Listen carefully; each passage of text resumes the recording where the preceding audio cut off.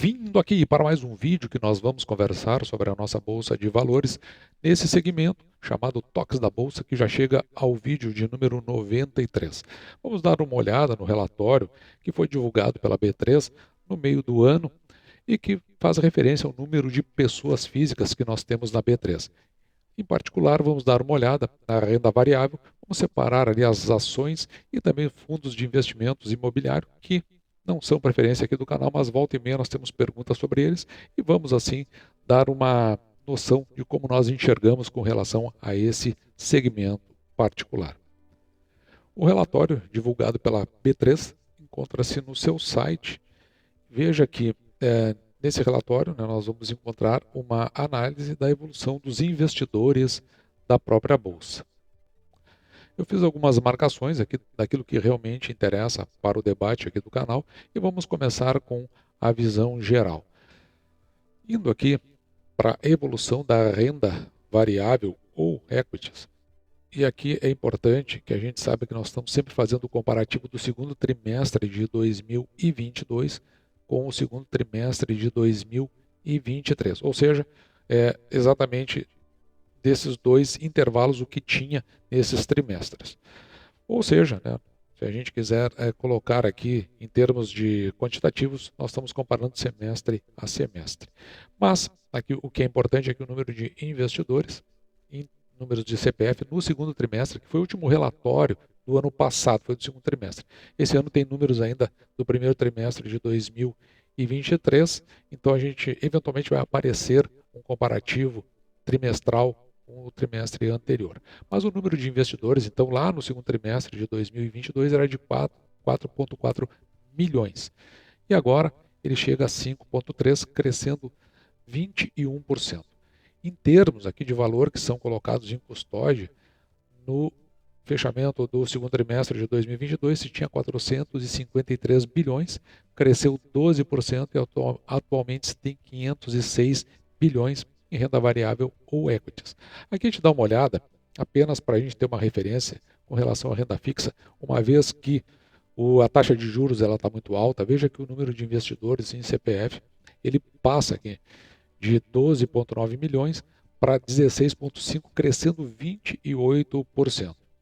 Por outro lado, veja que o valor em custódia, 1,4. Quando nós estamos falando de renda fixa, aqui embaixo você vai ver ao que ele está se referindo. Ele vai ter CDB, RDB, LC, LCI, LCA, etc. Todos os pacotes da renda fixa.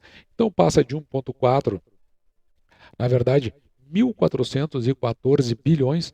Aqui tem um detalhe, só vou chamar a atenção dessa vez assim, para a gente ter uma referência do debate. Seria o que 1,4 trilhões em termos da contagem no Brasil. Porque se nós olharmos para a Argentina, o Uruguai, a Europa e os Estados Unidos, existe o 1.000 milhões, o que não tem aqui no Brasil. Quando chega a 1.000, a gente já passa para bilhão. Então, possivelmente aqui a gente esteja falando de trilhão, 1,4 trilhão ou 1.414 bilhões. Então passa de 1.414 bilhões, desculpa, deixa eu pegar o marcador correto, 1.414 bilhões para 1.935 bilhões, crescendo 37%, o que é uma tendência que a gente tem a considerar principalmente em decorrência de que a taxa de juros ela está elevada e isso evidentemente faz atrair o investidor, em escopo geral, para a renda fixa.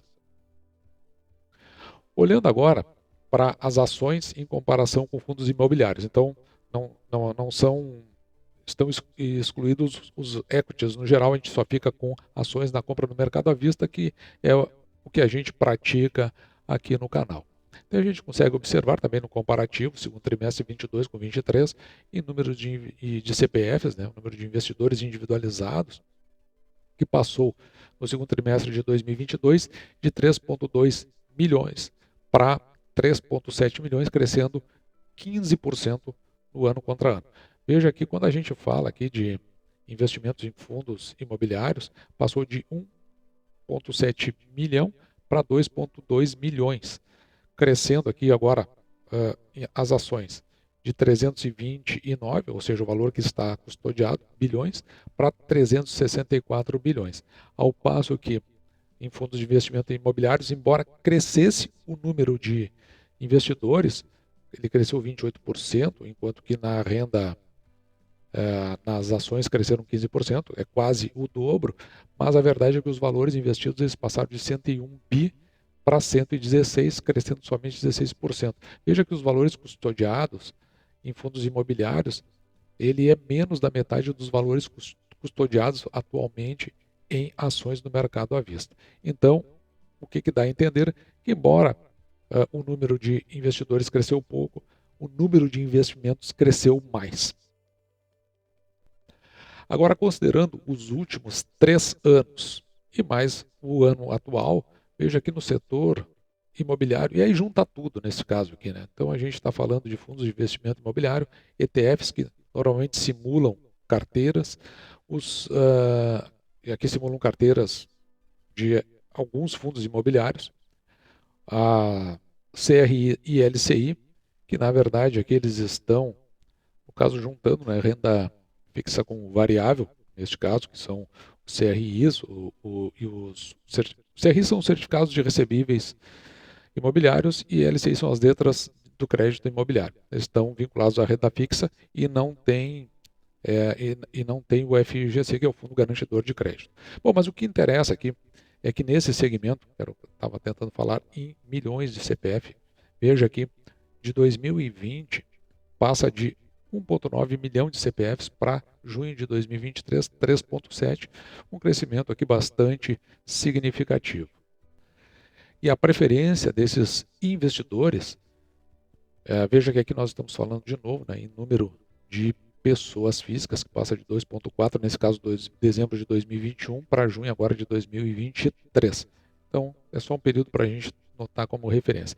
Mas o que é significativo é a preferência. Veja que aqui no azul claro, a preferência é pelos fundos de investimentos imobiliário, tanto lá em 2021 como agora em 2023, embora até tenha reduzido um pouco em termos percentuais, e evidentemente que tem uma migração aí meio suave para a renda fixa.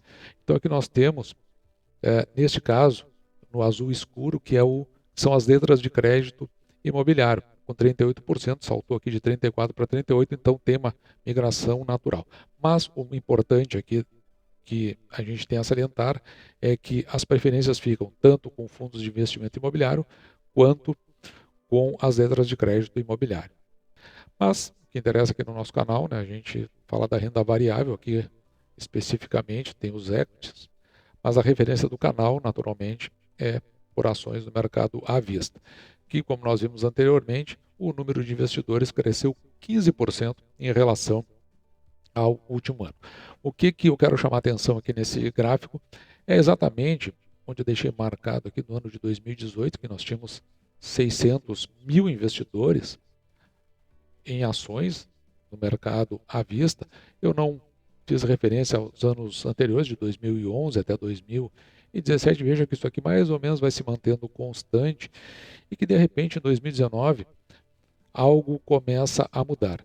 E essa mudança que vai acontecendo no ano de 2019, a gente precisa lembrar aqui, depois nós vamos ver outros dados que podem confirmar o que nós estamos dizendo, foi justamente quando teve a mudança da Previdência.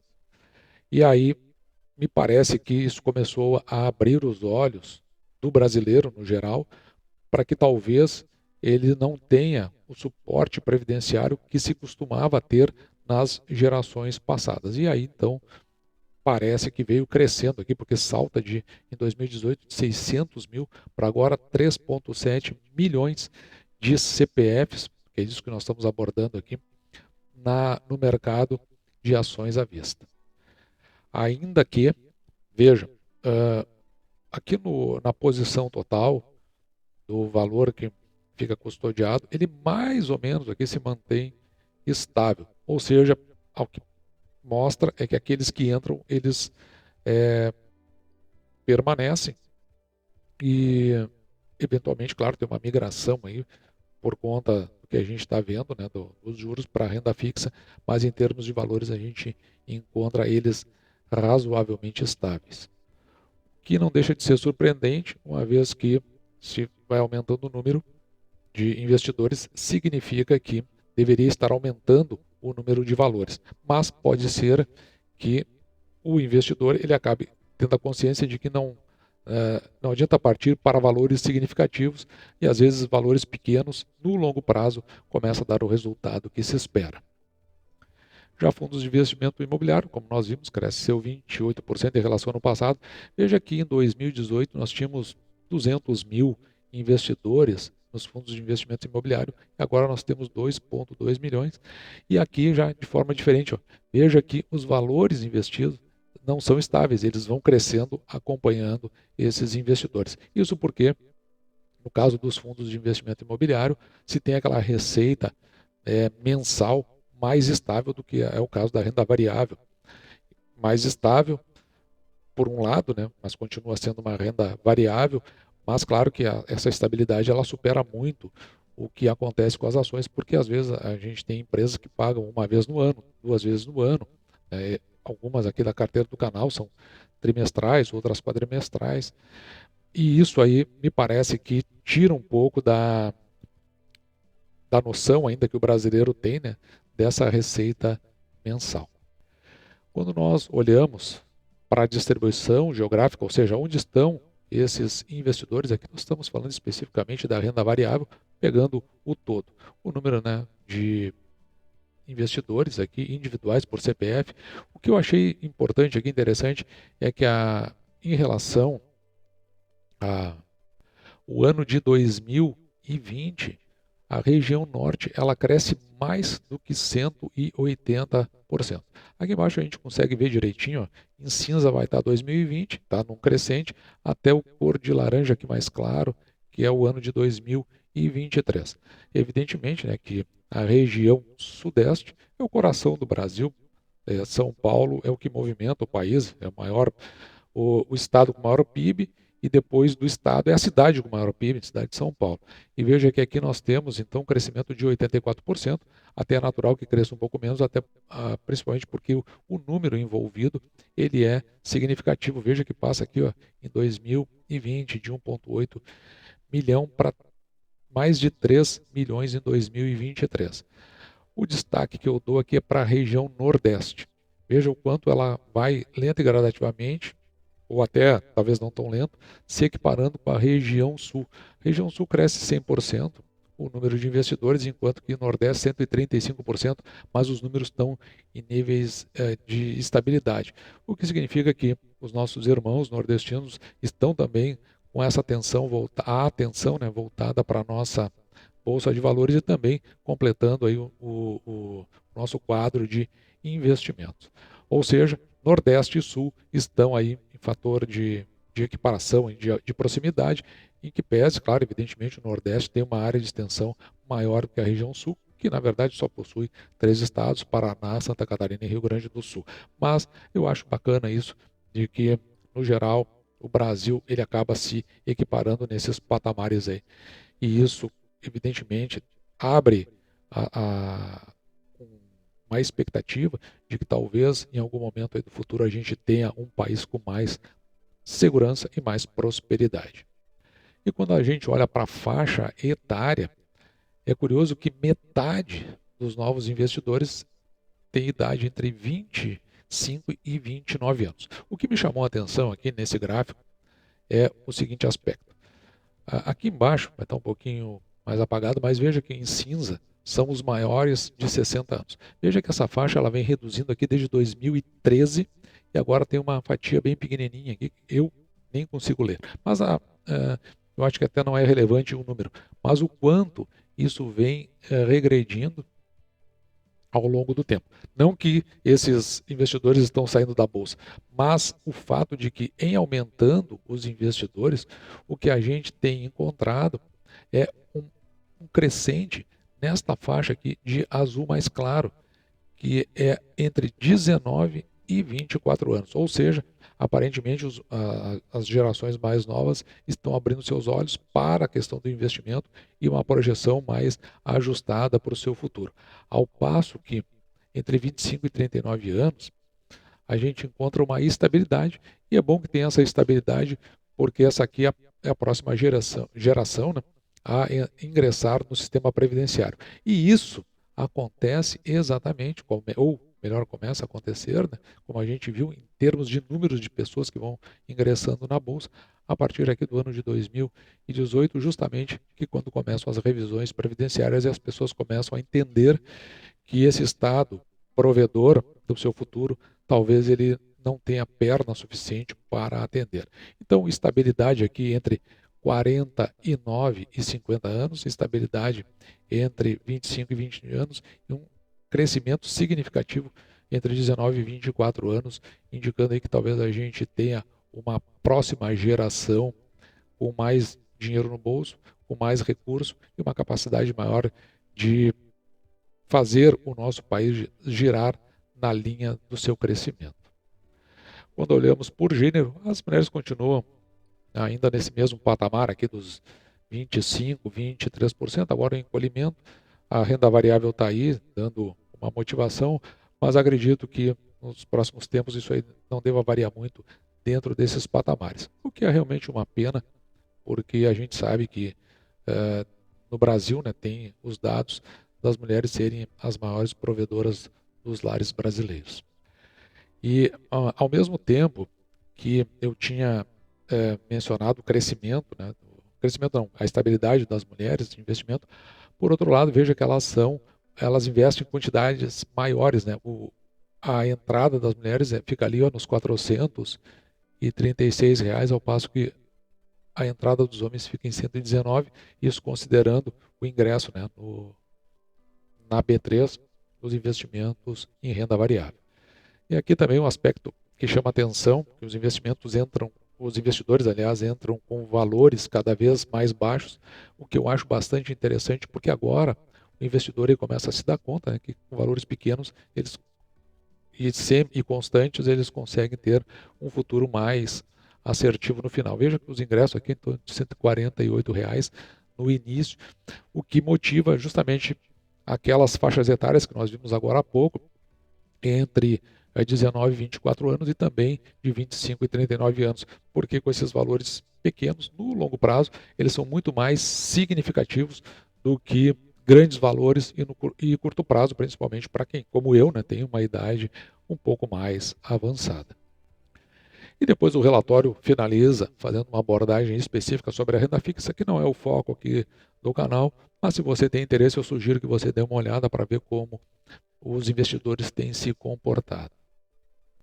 E para finalizar, só o que eu não falei muito, ou melhor, não fiz o comparativo, né? Falei muito, mas não fiz o comparativo com relação a fundos imobiliários, que não faz parte do método que nós utilizamos aqui no canal, mas eu gosto muito de fundos imobiliários, principalmente como referência para quem ingressa dentro do mercado, porque você vê aquela receita pingando mensalmente e vai abrindo, vai despertando o seu interesse justamente pela renda variável, possibilitando que você dê um passo mais assertivo na hora de partir para ações, porque as ações elas não têm a mesma regularidade dos fundos de investimento imobiliário.